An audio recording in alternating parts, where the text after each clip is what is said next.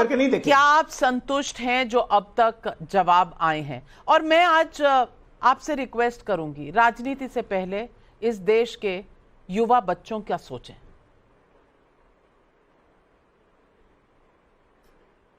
नहीं, बिल्कुल देखिए नविका जी, मैं मौजूदा सत्ता के प्रवक्ता जो बैठे हैं उनके किसी भी जवाब से संतुष्ट नहीं हूँ, और इसलिए संतुष्ट नहीं हूँ कि वो बहुत पीछे तक चले गए। पता नहीं किसकी किसकी डिग्री तक चले गए, किसकी किसकी बातों तक चले गए। मैं एक बड़ा सीधा और सिंपल सा सवाल पूछना चाहता हूँ और उसका जवाब ये सरकार दे दे। चलो मैं मान लेता हूँ कि बिहार में तेजस्वी यादव का इतना जबरदस्त इम्पैक्ट है कि उन्होंने परीक्षा लीक करवा दिया, उनके लोगों ने लीक करवा दी। तो गुजरात में किसका है? तेजस्वी जी का है क्या, या अखिलेश यादव जी का, या राहुल गांधी का? फिर और स्टेट में जहां जहां परीक्षा लीक हुई वहां किसका है? उत्तर प्रदेश में तो 19 पर्चे लीक हो चुके हैं, जिसमें से आधे से ज्यादा की भर्ती भी हो चुकी है। वहां समाजवादी पार्टी पर्चा लीक कराती है क्या? मतलब ये बेशर्मी का कौन सा शरबत पीते हैं आप लोग जो इस तरह की बात टीवी डिबेट में कहते हैं? अगर NIT का जो भी इनका डायरेक्टर है उसी पे तो कार्रवाई करनी थी, कोई मोदी जी पे तो कार्रवाई होनी नहीं है। ना शिक्षा मंत्री जो है वर्मा जी जो है, कौन है उड़ीसा वाले, उन पे कोई कार्रवाई नहीं होनी है। मैं ये जानना चाहता हूँ, धर्मेंद्र प्रधान को बचाना है, नरेंद्र मोदी जी को बचाना है, किसको बचाना है? या डायरेक्टर से कोई RSS के बड़े पदाधिकारी का रिश्ता है इसलिए इसको बचाया जा रहा है? सिंपल सी बात है, अगर कोई भ्रष्टाचार कर रहा है, देश के नौनिहालों के भविष्य के साथ खिलवाड़ कर रहा है, तो सरकार का प्रथम दृष्टया ये दायित्व तो बनता है कि वो उस पर कठोर कार्रवाई करे। 4 तारीख को देश मोदी जी को प्रधानमंत्री का इंतजार कर रहा था और आप डॉक्टर बना रहे थे। क्यों? किससे पूछ के? तो बड़ा इंपॉर्टेंट डे था, कोई फिक्स नहीं पहले से था कि 4 तारीख को पेपर का रिजल्ट आना है, ये भी कोई ऐसी बात नहीं थी। मैं एक आपको बड़ी गंभीर बात बताता हूं नविका जी, ये इसलिए हुआ क्योंकि ये RSS और बीजेपी का सबसे बड़ा और सबसे गंभीर षड्यंत्र है आरक्षण को खत्म करके सरकारी नौकरियां खत्म करने का। इसीलिए बीजेपी और नरेंद्र मोदी राज में और बीजेपी शासित प्रदेशों में लगातार भैया RSS कहां से आ गया? मुझे आपके तथ्यों में कोई समझ नहीं आ रही कि RSS यहां एग्जामिनेशन में कैसे आ गया। ये कौन सा केमिस्ट्री, कौन सा मैथमेटिक्स है, मैं नहीं समझ पा रही, लेकिन पूछूंगी सत्य प्रकाश मिश्रा जी से। जी। भाई, बिहार में आपकी सरकार, देश में आपकी सरकार, अब तो आप एनडीए हैं। मुझे ये बता दीजिए कि 24 लाख बच्चों के भविष्य के साथ कब क्या होने वाला है? क्योंकि हर आदमी कह रहा है कि कार्रवाई होगी और जो भी दोषी पाया जाएगा उसके साथ कुछ होगा। प्रॉब्लम है कि पेपर लीक बिहार में पकड़ा गया है, बाकी जगह जिसकी बात हो रही है वहां पेपर लीक नहीं हुआ है, लेकिन बिहार में पकड़ा गया है। ये जो तार जुड़ने हैं पटना से लेकर दिल्ली तक, इसमें कितना समय लगेगा? 1.5 महीना हो चुका है, बच्चों की जान अटकी है। अगर आपके बच्चे होते तो मैं आपसे पूछती कि आप इतने दिन बिना किसी जवाब के सिर्फ इस बात पर बैठे रहते कि हां हम कार्रवाई कर रहे हैं, कार्रवाई होगी। कब, क्या डेट है, क्या टाइमलाइन है, क्या होने वाला है? नीट कैंसिल होगा, नहीं कैंसिल होगा? आप जानते हैं बच्चों पर कितना प्रेशर होगा और जवाब कोई नहीं है। देखिए, 24 लाख बच्चों के भविष्य के साथ कोई खिलवाड़ नहीं होगा। आज धर्मेंद्र प्रधान जी ने यह बात सामने आकर देश को बताया है। चूंकि मामला सुप्रीम कोर्ट के सामने विचाराधीन है और 8 जुलाई को वो सुनवाई करेगा। रही बात, बिहार सरकार ने मुस्तैदी से 14 लोगों को गिरफ्तार किया है। वास्तव है कि गिरोह बड़ा है और गिरेबान भी बड़ा है। उस गिरेबान तक हाथ पहुंचेगा सरकार का, चाहे किसी के गिरेबान तक जाए।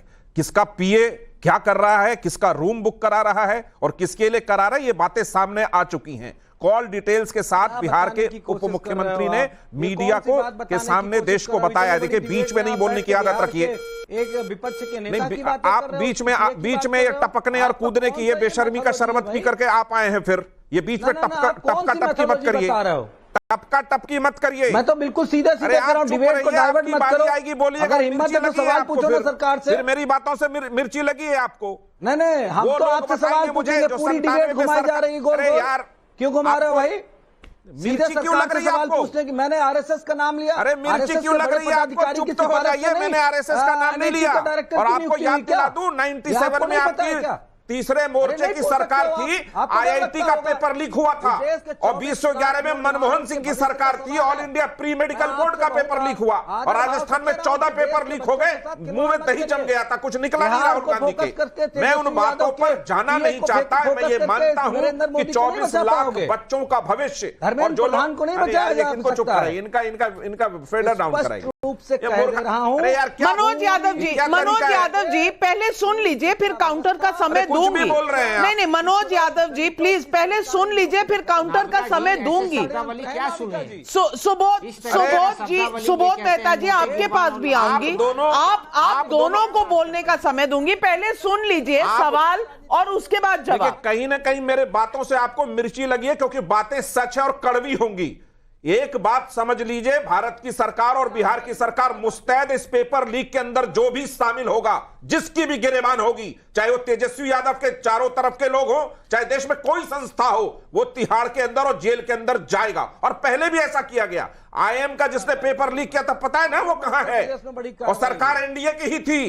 तो पेपर लीक वाले व्यक्ति को एनडीए सजा तो जरूर देगी। और रहा आपका इतिहास का, राहुल गांधी आए थे 56 इंच और 24 इंच करने के लिए, मैंने राजनीति कर रहे थे, तो एक सवाल पूछ लेता हूं कि राहुल गांधी जी का बड़ा अच्छा दोस्त है तेजस्वी, साथ में मटन खाते, तो फोन लगा के पूछ लेते भाई तुम्हारा ये का क्या संबंध उस पेपर लीक वाले से? मैं आपसे नहीं, सत्य प्रकाश जी मैं आपसे पूछना चाहूंगी, आप कह रहे हैं उनके समय भी पेपर लीक हुआ, तो अब हुआ तो बड़ी बात नहीं। मैं ये नहीं कह रहा, उन्होंने कार्रवाई नहीं करी, कभी नहीं करी। आईआईटी का पेपर लीक हुआ था 97 में, तीसरे मोर्चे की सरकार थी। कार्रवाई तब भी होनी चाहिए थी, कार्रवाई अब भी होनी चाहिए, और इतना समय लग रहा है क्यों? कोई भी होगा, मैं जांच की, नाविका जी, जांच की एक प्रक्रिया होती है, ठोस सबूत होता है। एनटीए में धर्मेंद्र प्रधान जी ने स्पष्ट कहा है, कोई कितना बड़ा हो, किसी संस्था का हो, किसी को नहीं बख्शा जाएगा। 24 लाख बच्चों का भविष्य सुरक्षित किया जाएगा। पहले सुबोध मेहता जी आपने हाथ उठाया, जवाब दें ना जी। देखिए सत्य प्रकाश जी क्या बात कह रहे हैं मुझे समझ में नहीं आ रहा है। 17 महीने हम इनके साथ सरकार चलाए, 17 महीने में 5.5 लाख नौकरियां हमने दी, और सुनिए एग्जाम कंडक्ट कराया, रिकॉर्ड टाइम पे रिजल्ट दिया और फिर नौकरी दी। कोई पेपर लीक नहीं हुआ। जैसे ही हम वहां से निकलते हैं बीपीएससी का पेपर लीक हो जाता है। सत्य प्रकाश जी आप इस पे बोलिए। दूसरी बात यह है कि पूरा एनटीए का नाविका जी प्रोसेस देख लीजिए। धर्मेंद्र प्रधान जी कह रहे हैं कि आइसोलेटेड इंसिडेंट है। आजकल के डिजिटल दुनिया में आइसोलेटेड जो केस है वो जो है ग्लोबल केस बन जाते हैं। तो एनटीए को इस तरीके से नीट को कैंसिल करना चाहिए। और तीसरी जो बात यह है कि देखिए नीट का जब फॉर्म निकला था 3 बार एक्सटेंशन लास्ट डेट का दिया गया, एग्जाम हो गया, एग्जाम के बाद रिजल्ट 10 दिन पहले निकाल दिया गया। जब रिजल्ट निकला तो रिजल्ट में डिस्क्रिपेंसी आई तो फिर उन्होंने वापस ले लिया। यही प्रधान साहब थे जो कहे कि नीट में किसी तरीके का कोई धांधली नहीं हुआ है, सारे मतलब 100% ये जो है प्योर एग्जाम हुए हैं और सही हुए हैं। तो इस तरीके के तो हमारे एजुकेशन मिनिस्टर हैं कि 10 दिन पहले कुछ और कहते हैं, 10 दिन बाद आके प्रेस कॉन्फ्रेंस कुछ और कर जाते हैं। सत्य प्रकाश जी कहते हैं कि हमने मजबूती से काम किया। आपने क्या मजबूती से काम किया? मजबूती से काम किया। बीपीएससी का पेपर लीक हो गया, पिछले 6 सालों में 70 पेपर लीक हो गए। आपको क्या ये नहीं पता है? आप आईएम का एग्जाम्पल दे रहे थे सत्य प्रकाश जी। उसको छोड़ा नहीं जाएगा, बख्शा नहीं जाएगा। अब आप बोल रहे हैं बीच में, तो अब कौन बोल रहा है? नाविका जी देखिए यही बात है। सत्य प्रकाश जी या लोग भाई हैं, इनके पास कोई तथ्य नहीं है। तथ्य बस ये थे प्रीतम यादव, प्रीतम यादव, अरे प्रीतम यादव लगे तो आप जिस तरीके से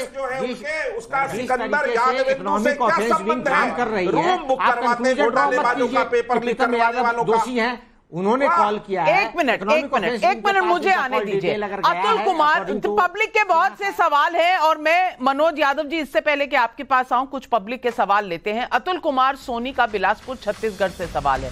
राहुल गांधी ने राजस्थान में अपनी सरकार के शासन के दौरान पेपर लीक होने पर क्या कदम उठाए थे? जवाब दीजिए तहसील। मैं कह रहा हूं राहुल गांधी, अखिलेश यादव, तेजस्वी यादव सारे खराब। अरे 10 साल से देश के प्रधानमंत्री नरेंद्र मोदी जी है या नहीं? उनसे कभी सेंट्रल एग्जाम पे सवाल पूछेगी कि नहीं? और लास्ट चीज नाविका जी, ये जो पेपर्स लीक हुए थे ये टेलीग्राम पे लीक हुए थे। Be very clear. जो अब भी कह रहे माननीय मंत्री जी आपको कि आइसोलेटेड केस है, वो झूठ कह रहे हैं। अब भी झूठ कह रहे हैं, वो झूठ कह रहे हैं। अजय आलोक, अरे टेलीग्राम पे लीक हुआ, टेलीग्राम पे सिर्फ बिहार में सर्कुलेट होगा, सिर्फ गुजरात में होगा। अजय आलोक जी जवाब दीजिए। ग्लोबल दुनिया में आइसोलेटेड केस होता है कुछ?